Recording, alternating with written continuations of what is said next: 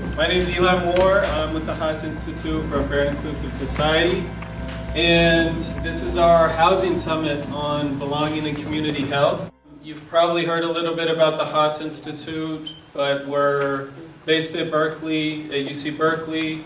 We're an institute that brings together scholars, community members, organizers, advocates, towards work that pursues a vision of transformation for more inclusive and just society.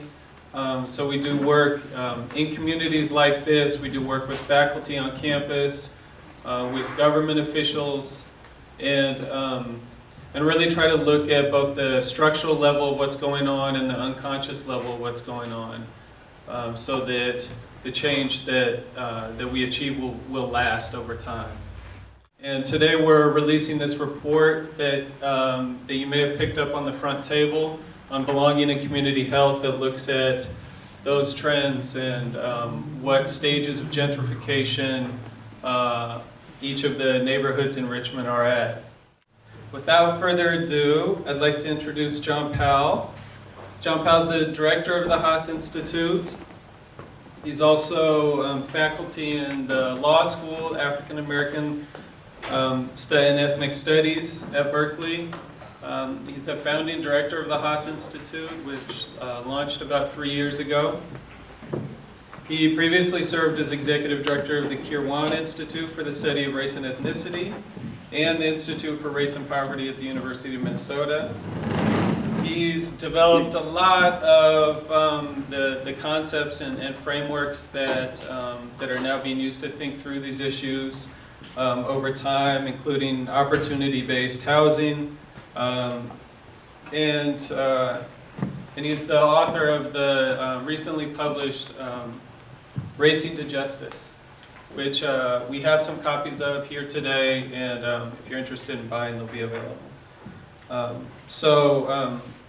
John is really a kind of guiding light around this work for the Institute and for a lot of us doing this work. So I'm sure you're as excited as I am to have him here with us. And without further ado, John Powell. Good morning. Good morning. So this, first of all, I'd like to thank Eli and the team that's been working on pulling this together. And there are a lot of actors involved, Pico, Ace, and probably many of you. So thank all of you for the work. This is a collaborative effort. Although we're here in Richmond, we're really talking about something that's happening nationally. I don't know if you saw, I think in today's paper there's a story about increased rent in the United States. And they said there are only 2 major cities that are not experiencing substantial increase in rent. San Francisco was one of the cities. It was not one of the exceptional cities. It had double-digit increase in rent from last year to this year. So this is a national phenomenon, and it's even more extreme in the Bay Area. And as Eli suggested, Richmond is actually in that tailwind. And so it hasn't been hit by gentrification yet, or by, but you know, the storm is coming. And so how do we think about it? What do we do about it? Again, not just for Richmond, although it's important, but for the region and the whole country. So there are a lot of great speakers today who are doing the work, and I'm going to just give you a larger framework to sort of think about it, and then we'll drill down a little later. Many of you may know we have a conference coming up on othering and belonging. One of the reasons I actually came up with the idea of othering and belonging, at the Institute we have 7 different clusters, and the clusters are organized around themes and as well as populations. And so some of the populations include groups, racialized groups, gender, LGBT, disability, religion, economic, and at the end of all that it says, and others. And one of the things I thought about when I first came to Berkeley to do this work is, what does LGBT, race, disability, what do those things have in common? And right now, or I think we're getting better at it, when I first came, the idea was that each one of them was working to try to do something good or right, but what's their relationship to each other? And what struck me is that what we're looking at, whether we look at LGBT, whether we look at race, we're looking at a process that actually affords people a sense of belonging, or it marginalizes people in ways of othering. And to be othered basically says you're not a full member of society. You don't belong. You don't have the right to be regarded, to be considered. And this process goes on all the time. It goes on, it's not just a psychological process, it's also a structural and cultural process. You read a story and you don't show up in the story. Or, in the case of African Americans, you show up as the predator. But you don't show up as fully human. And we actually can measure this and actually can see where people are showing up, or how people are showing up in the imagination of our minds. But we also can measure spatially. How do we organize people in terms of resources and opportunities? And again, it affects a whole range of people. I got up this morning early, opened up an email. There's a email from the New York Times, and they say, "Can you talk to us this morning?" So I talked to them this morning. And what they wanted to talk about was Giuliani. Giuliani's claim that Obama doesn't love America, that he hates America. And then some people said that's racist, and Giuliani said, get this, he says, how can it be racist? It can't be racist. Obama was raised by white parents, by a white mother and a white grandparents. So how could that be racist? I said, help me with this. So New York Times was asking for help with this. But they were sort of, I guess, drinking the Kool-Aid. They said, well, Giuliani said it's not racist. But what he's doing, he's stoking anxiety and fear around Obama. So we can do this through words. We also can do it through structures. We can organize structures. We all live in structures. We call them houses. We call them neighborhoods. If we have kids, we call them schools. And these structures are designed in such a way to enhance or impede our life opportunity, and they're related. So the house you live in affects the schools your children go to, affects where you shop, affects whether or not your neighborhood is safe. And part of the thing, in terms of looking at structures, is to understand their connection and their relationship. So oftentimes we don't do that. We look at a particular thing. We look at the schools without looking at tax base. We look at jobs without looking at transportation. The deep learning from structures is that more important than the thing itself, it's a relationship with other aspects in society, with other structures. How does housing, schools, transportation, how do all those things interact? And if you don't pay attention to that, even if you make an intervention at one level, it may actually not be effective in terms of producing the kind of life outcomes you want. So we all live in structures, but we're not all situated the same. So some of us live, downstream, some of us live upstream. If you live downstream where all the pollution comes, you get hit with that. The same pollution that starts upstream, but it collects, and by the time you get downstream, it's much more intense. And here in Richmond, of course, with Chevron, that metaphor is quite powerful. So we all live in structures, but we don't have all the same relationship with structures.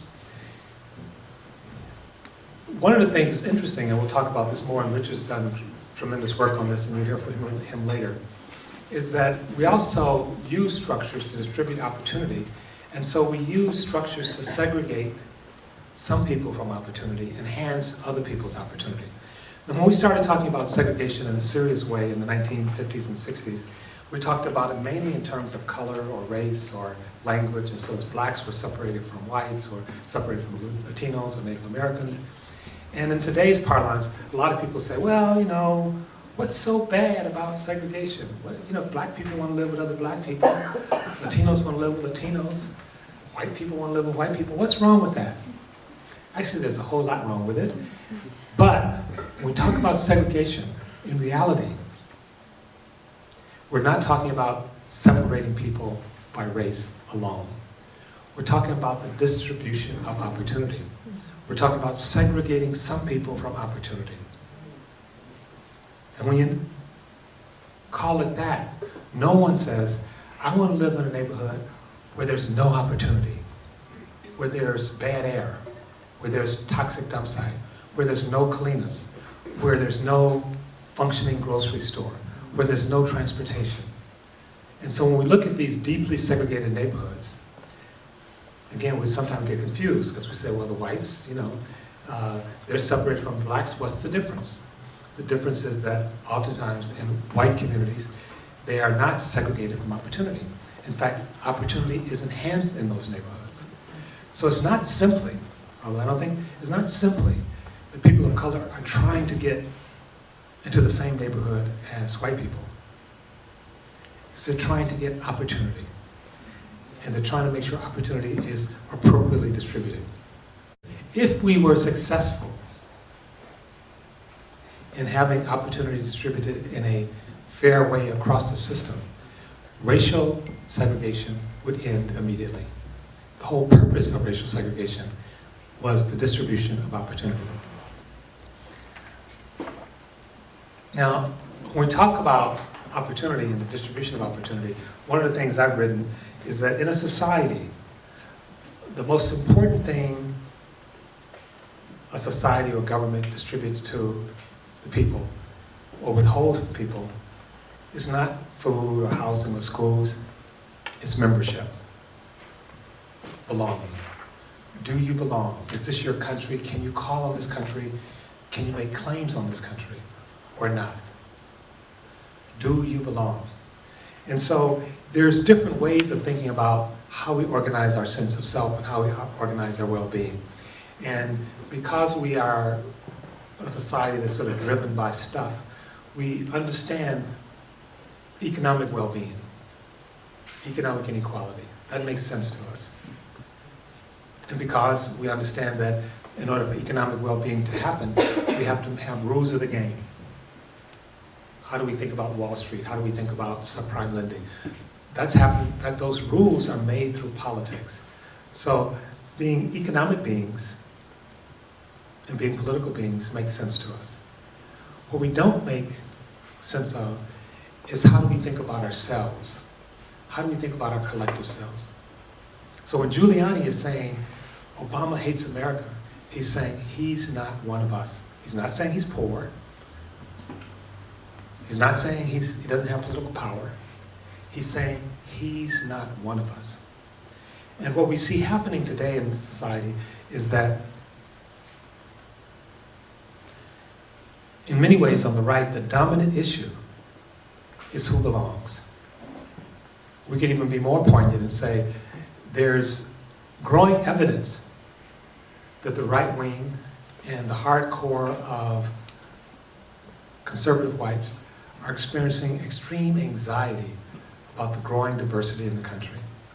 And the anxiety is not simply that of we're going to lose our stuff, meaning money, or we're going to necessarily not going to have political power, is that who we are is being challenged. And again, going back to Giuliani's, in Giuliani's mind, which is a reflection of this, who we are as a country is a white, Christian, Protestant, English-speaking country. And when he talks about Obama not reflecting that, he's saying he's threatening who we are. Of course, we've never been that, and it's not something to aspire to. But it's important to understand because that anxiety about the other drives a lot of politics. In fact, I have one slide, which I don't have in this presentation, where I have, if a non-responsive government to people, that is a government that can't invest in people, a government that can't support schools, a government that can't build roads, a government that can't provide health care. If you have that kind of government that doesn't respond to people, but instead responds to the elites by protecting property, and how does it do that? It does that by police. It invests heavily in police and heavily in the military. Does anyone know any government like that? We call that neoliberalism. It's the repurposing of government away from people in favor of the elite. Well, if that's the vehicle, the fuel that drives that vehicle is anxiety about the other. Normally we don't link those two together. We think of the economy as over here, and we think of racial justice or social justice over here. And I'm saying that's the fuel that drives the economy. It doesn't mean that it necessarily produces disparities along racial lines, but it means it animates groups like the Tea Party. And there, then they actually not just attacked the other, the imagined other, they attacked the role of government of investing in people. And that's important as you think about your work in terms of housing. Eli and I and some others met yesterday with Association of Bay Area Governments. And one of the questions was, what can we do about this big problem of housing? And it's actually not that hard from a policy perspective. The politics of it are fierce. And part of the politics of it will be about this concern about the other coming into certain neighborhoods. So one way of thinking about poverty is that poverty itself is about belonging. And in mature democracy and mature economy like the United States, being poor doesn't just mean or primarily means lack of stuff. It means lack of belonging. It means that you can't make claims on this society. It means that you are other.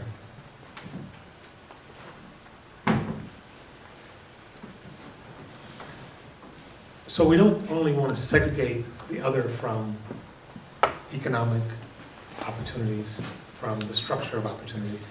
Because we end up despising the other, we also want to be isolated from them physically. The country is becoming more diverse. You've heard that. You've heard stuff about the country becoming majority non-white, which is not entirely clear. It's actually much more complicated than that. But it might. We may have a new kind of whites. Just like we did when we had a large influx of Irish, and the Irish became white and whiteness was reconstructed. We may actually see that happen again. But in any case, we're actually seeing some turmoil in terms of racial identity, and the country's becoming more diverse. What we're also seeing is that where the country is most conservative, where for the most part the Tea Party rules, it's actually becoming more white. So the country's becoming more diverse. You'll have these pockets that are constructing dynamics so they actually become less involved, less responsive to these dynamics. When you think of Ferguson, or Washington, or New York, or California, or any other place where we see people being gunned down by the police, it's actually symptomatic of something else. It's symptomatic of a number of things. It's symptomatic of certain lives not mattering. It's symptomatic of certain people being othered. It's saying, so the hashtag Black Lives Matters, I mean, why do we have to say that? Why do we have to say that black people are human? Because we have structures, stories, presentation, and a military. This woman in Italy, she's 115. She's the oldest person in Europe. But now here's the wrinkle. Some of you may be sports fan. Do you know who was the 5th most successful football team this last year? Do you know who came in 5th place in the contest for the presidency? If you apply for a job, do you know who was the 5th person who didn't get the job but came in number 5? My point is this: why is the New York Times writing a story about the 5th oldest person in the world? What they're really saying is this is the oldest white person in the world. The other 4 don't count, right? We don't know, we don't care who they are. We don't know their names, we don't know where they're from. My guess is they're mainly from Asia. They don't get any ink. You can't find a story in the New York Times Journal about the 5th most important person, the 5th tallest person, the 5th most successful person. We don't care. We don't care about the 2nd person. We only care about the 1st, unless the 1st is a person of color. Unless the 1st is a person who is not one of us. Then we don't care about them. Okay, you know, Japanese, they live a long time, but who cares, you know? So part of the thing in terms of the work that you're doing in terms of housing is to actualize and implement the notion that we all belong, that this is our country, that everyone belongs. Another way of saying groups don't belong, and we see it, once we see this, we see it everywhere. It's like, these people want money. Why would we give these people who are not people money? And if you look at the early redlining codes, and I don't know if Rich is going to talk about that, it literally compare black communities and pigsties. It's like, so there are certain incompatible neighborhoods. There's certain neighborhoods you don't want to invest in, where they have animals and black people. And it wasn't just hyperbolic. Literally, for decades, the federal government supported not investing in the black community, not investing in the Latino community, not investing in the non-white community. So now we're actually seeing something different. We're seeing money come to the Bay Area. And obviously, there are certain neighborhoods that need to be revitalized. So there's one extreme of gentrification and displacement. Those two things go together. What we actually want is revitalization. Can we invest in the community and invest in the people in those communities?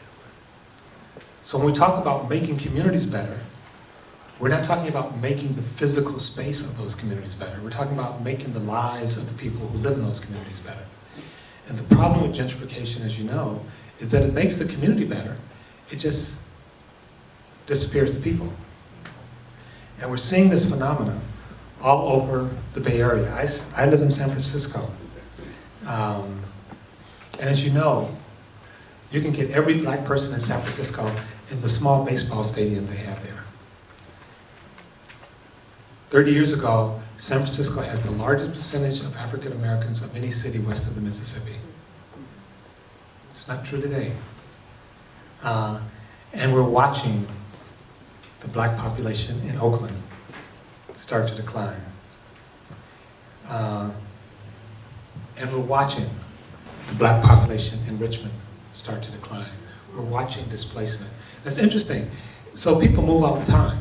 So it's not we're saying people shouldn't move, but people are being pushed out. And one of the things that's interesting about displacement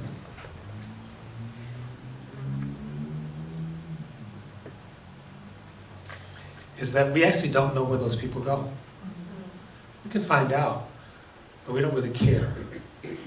So I did some work in Chicago, huge displacement. I said, where does those people go? And the research is like, we don't know, they left. They didn't leave a forwarding address, right? Well, we do know where they go. They go to very poor, ill-resourced communities. So they don't move from low opportunity to high opportunity. They move from low opportunity oftentimes to very low opportunity. So not only do they have to move, their lives are worse off than before they moved. So the challenge is either have people not move, or if they move, at least afford them a chance to actually either maintain or preferably improve on their lives. And people are willing to move if they're improving their lives, but people are less willing to move when they are forced to move and then end up worse off. So that's the challenge you're facing here in Richmond. And Ina and I have been talking about this for years, and we live in an area, maybe the hottest real estate market in the country. And it's the region. It's not San Francisco, it's not Palo Alto, it's not Silicon Valley, it's the region. This is a hot region. This region is on fire. Something like over 40% of the homes sold in the Bay Area are bought by absentee landlords, which really means a lot of homes being bought in the Bay Area are bought by people overseas. Now again, I don't have anything against people overseas, but they're investing. This is not places necessarily they want to live. This is an investment. And more often than not, they pay cash. They don't even go to a bank. So the pressure on the housing market here is crazy. I've been actually looking for a house in the East Bay since September. And I put in 4 bids, and I've been outbid 4 times. And sometimes twice as much as the asking price. I went into one house, and the realtor said to me, unless you have cash, don't even waste my time. And I said, well, I'm not talking about pre-approved, I said cash. So no, I don't have $1 million in my pocket, so I left, but somebody did. That's the housing market in the Bay Area. It's just now starting to hit Richmond. So part of the thing, and part of the challenge is that there's this regional dynamic that's actually responding to a global phenomenon that's about to land in Richmond. How do you get a handle on it? I think one of the ways you get a handle on it is some local interventions, but they will not be completely effective. But also, you can enhance that if you can figure out a regional intervention.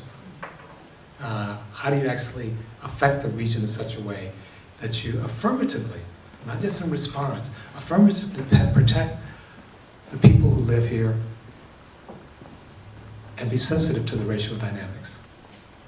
And sometimes we're not sensitive to racial dynamics because we think we're not supposed to look at race anymore. We're not supposed to do race unless you're Giuliani. Now, when I talk about housing, I talk oftentimes about opportunity-based housing. I don't think of housing just as a place to live, and I don't think of it as just as affordable or not affordable. It needs to be affordable, that's right, but it should afford people not only the possibility of paying for it, whether it's rent or home ownership, but it should afford people the chance of having a decent life. So when you mean affordable in that sense, then affordable and opportunity-based housing is the same. If we think of affordability only in terms of price, then opportunity-based housing and affordable housing are not the same. So if someone said, I have a great house for you, Olivia, and I'm going to give it to you for free. It's just in the swamps in New Orleans, and there are no roads to get there and back. You probably would decline. The fact that it's a free house is irrelevant. A house is the hub to a whole set of other opportunities. So when you think about housing, think about it in terms of that structure of opportunity and how housing is related to that structure, or in some cases impede the structure.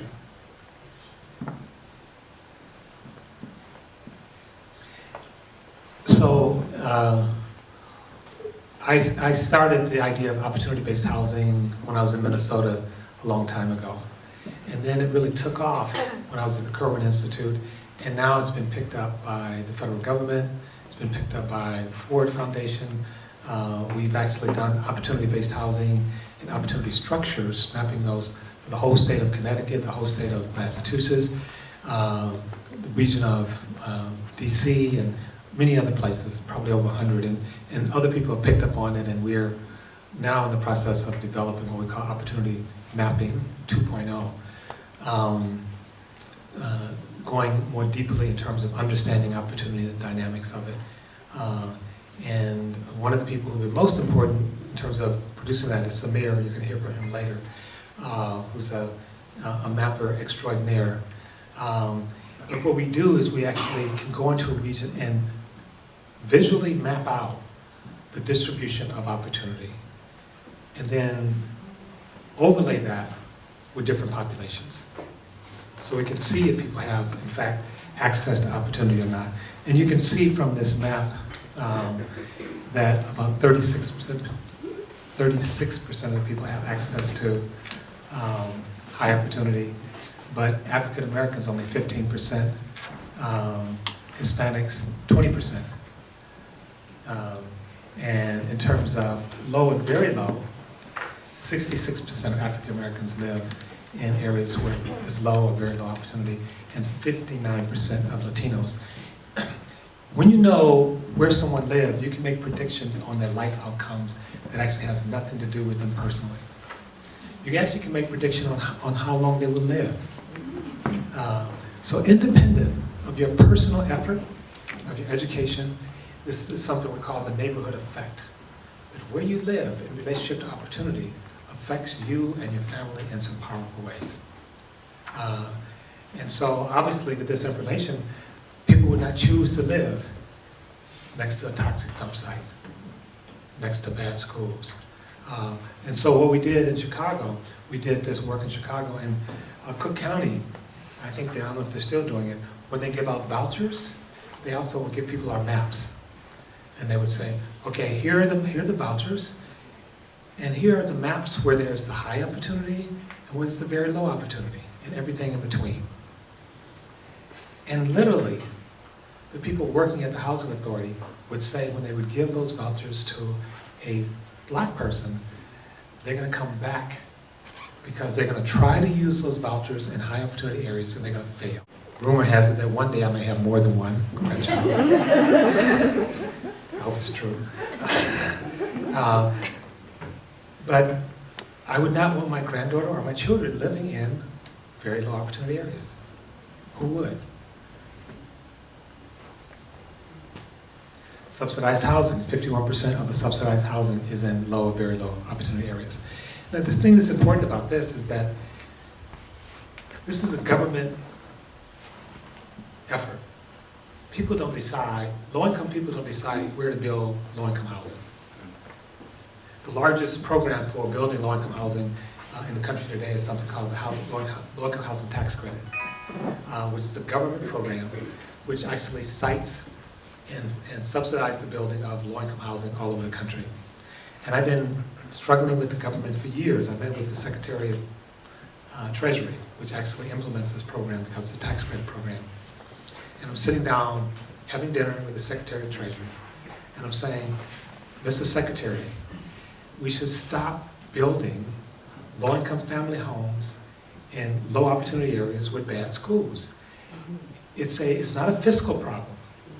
That is, we're not asking the government for more money. It's not a congressional problem. We don't have to get the Republicans to agree. We can do it at the state level, or we can do it at the federal level. And I said, right now, we built almost all family housing in low opportunity areas with bad schools.